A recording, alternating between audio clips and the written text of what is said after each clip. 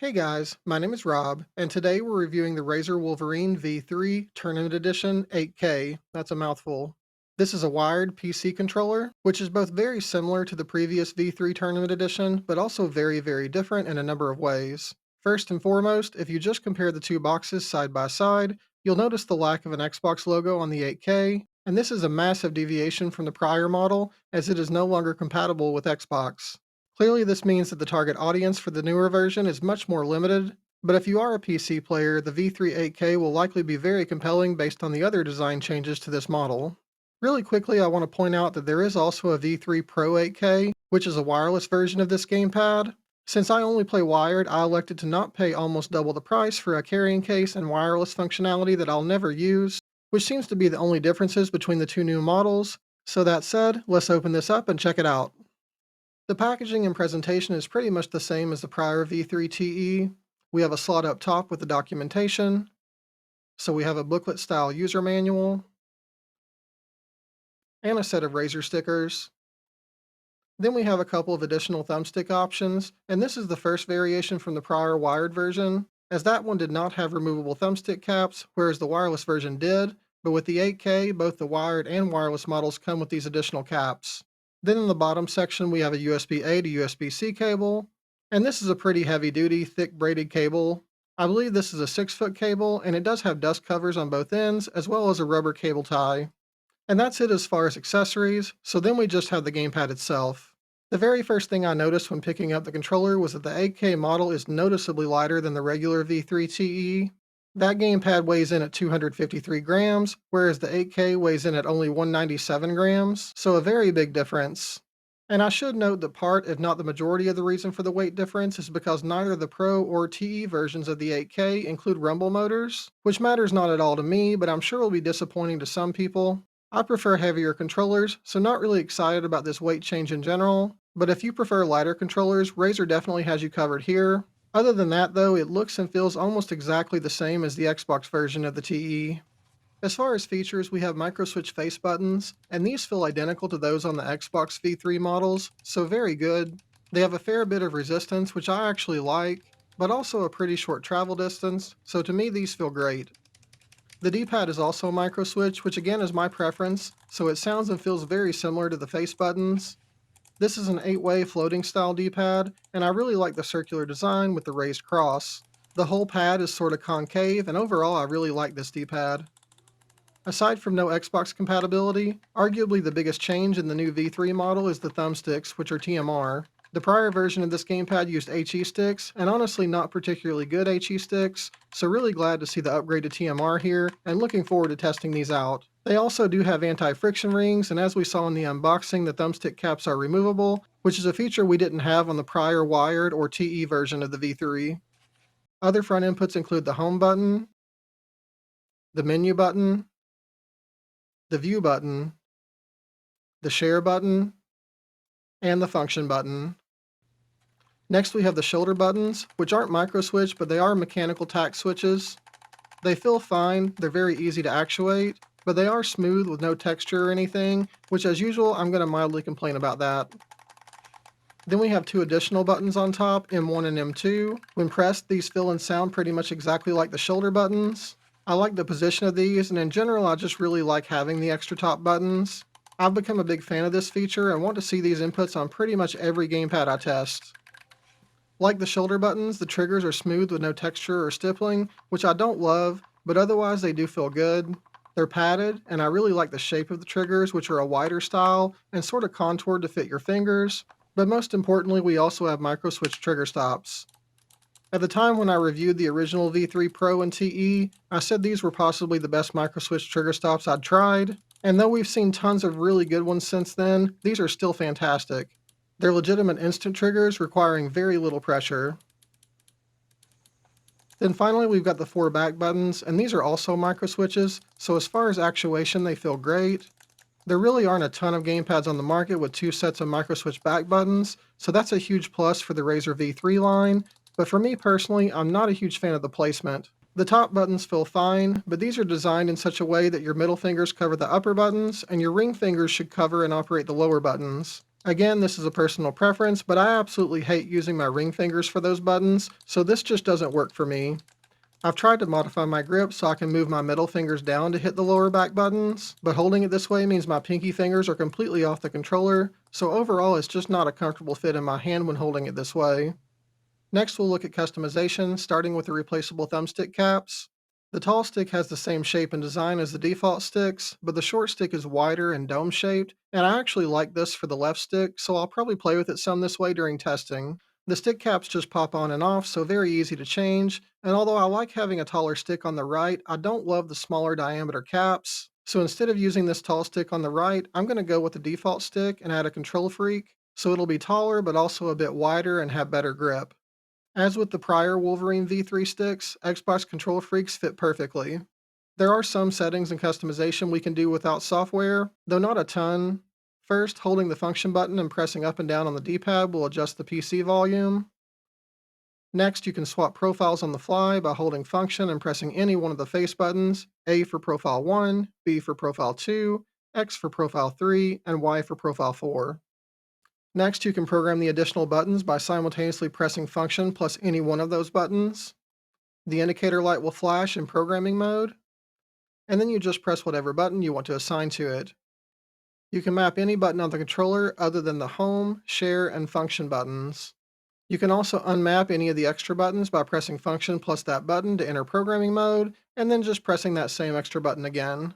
Lastly, this probably doesn't need explaining, but since we have a share button on a PC-specific gamepad, I just wanted to point out that you can short press this button to take a screenshot, or you can long press it to start or stop screen recording. That's actually all we have as far as customization and settings that can be done on the gamepad itself, but there is quite a bit more you can do using the Razer Synapse app. So if you own basically any Razer hardware or peripheral, you might be familiar with Synapse, which is a program that can do a whole bunch of stuff, including controlling and monitoring system components, such as fan speeds, RGB lighting, and probably a lot of other things that I'm never going to investigate or use. Additionally, Synapse 4 can be used to set up and customize the Wolverine V3 controllers, which includes the new 8K versions, such as the one we're reviewing today, as well as the prior Xbox licensed models. Using a multifunction program like this may not be the very best solution for controller software, but it's drastically better than the outdated Razer controller setup app, which is what the Wolverine V3 units originally used. In the top left corner, you can select which profile you want to edit, and you can also rename a profile, link it to specific games, or reset it to default. Most of the settings here are now available on the older V3 controllers as well, but one thing that's different is the wired polling rate options.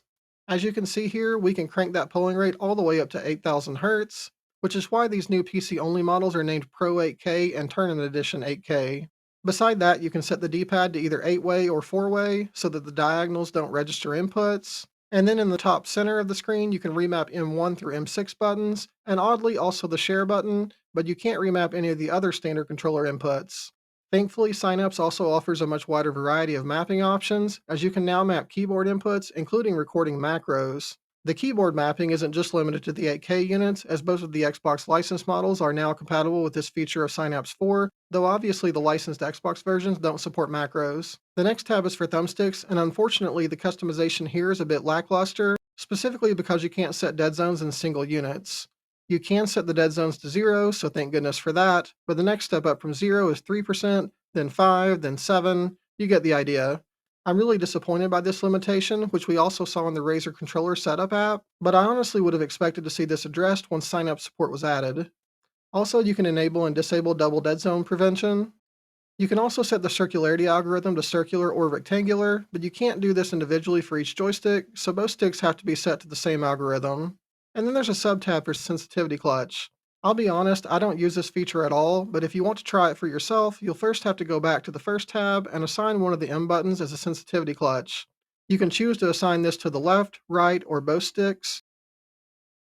And then as you can see, this basically artificially limits the movement of the thumbsticks. And you have a slider bar where you can customize how strongly you want it to affect the input. Then the last tab is for calibration, and you do calibrate the left and right sticks independently. Once you select a stick to calibrate, the program will display on-screen instructions to guide you through the process. That covers all the pertinent settings in the app, so now we'll jump into some testing. We'll start with polling rates, which I currently have set to 8K because why not? I've tested this several times and have yet to actually see 8000 Hz, though of course this could be related to my method of testing. Regardless, I'm consistently getting around 5000 Hz, which is still crazy fast and probably overkill honestly, but I'm getting these numbers with very low jitter, so no concerns at all. Next, I tested resolution, and again I did run this multiple times. My results ranged anywhere from 465 to 515 resolution points, and in this specific screenshot I got 495. This is a drastically higher number than we saw with the Xbox versions of the V3, and low resolution was one of the bigger complaints I had with both of those gamepads, so it's great to see this change in these new models. Lastly, I checked Gamepad Tester, and as you can see, I do have the thumbstick dead zone set to 0. The sticks are not returning to a consistent resting value, but they are very close, and I've had no stick drift in game. As far as the circularity goes, the circular algorithm looks about how you'd expect with a 0.4% error rate. I also checked the circularity on rectangular, and this also looks very good. We have a 12.3% error rate with very even shading, so no concerns at all. So conclusions. The Razer Wolverine V3 Tournament Edition 8K is clearly an improvement over the prior model, as long as you don't need the Xbox compatibility. The TMR sticks feel drastically better than the HE sticks that were in the previous version. Whether it's a result of the components themselves or the improved polling rate, the sticks seem much more responsive to me, so performance-wise, I think the updated model is a win. That said, Xbox compatibility is a pretty big deal, as some people, including myself, play on multiple platforms, so even if you don't play exclusively on Xbox, the fact that you can't make use of the V3 8K on both PC and Xbox is a little disappointing, especially since the wired tournament edition of the 8K is actually more expensive than the wired Xbox licensed version. Also, as I said before, I don't care at all about the lack of rumble in the 8K, but some gamers definitely will, and again, specific to the wired model, this is another removed feature accompanying a price increase, so if nothing else, that's just not a good look. Then this is fairly minor, but both the Pro and Tournament Edition 8K models added a built-in cable guard, which could cause some compatibility issues if you're hoping to use a USB-C cable other than the Razer branded one included with the gamepad. This guard isn't terribly small or tight, so fortunately many of the cables I have on hand fit fine, including GameStar cables, Xbox licensed cables, Apple branded cables, and a number of others, but I do have a handful that don't fit. For instance, this one that came with the Nixie Warrior that I reviewed a few months ago. So even though it's not a huge issue for me, and likely not for the majority of people, I did want to at least point it out. Mostly though, my complaint about the Wolverine 8K models is the same as it was about the non-8K gamepads that we reviewed before, which is that these controllers just aren't comfortable for me. There's no way for me to grip this controller that makes it feel good, which is unfortunate because I really like a lot of its features and components, but it's going to be way down the list as far as gamepads I would use, just based on the lack of comfort. Again, this is mostly about the way it fits in my hand specifically, and though I've seen other people who feel the same way, there are also tons of people out there who love the ergonomics of this controller and don't encounter the same issues that I do. So if you prefer rear buttons designed to be used with 4 fingers instead of 2, or if you don't have larger hands like myself, this controller might be very comfortable for you, and the TMR sticks and higher polling rates are certainly attractive features. If you primarily or solely play on PC, I will say that I think the sticks alone are more than worth the $20 price hike in comparison to the Xbox Licensed Tournament Edition, but unfortunately the Wolverine V3 line as a whole just isn't for me. I hope this video helped you out, and if so, please subscribe if you haven't already. Likes are also appreciated, and I do try to react and respond to as many comments as possible. I'll be doing more reviews regularly, so I hope to see you back here again soon. Thanks for watching.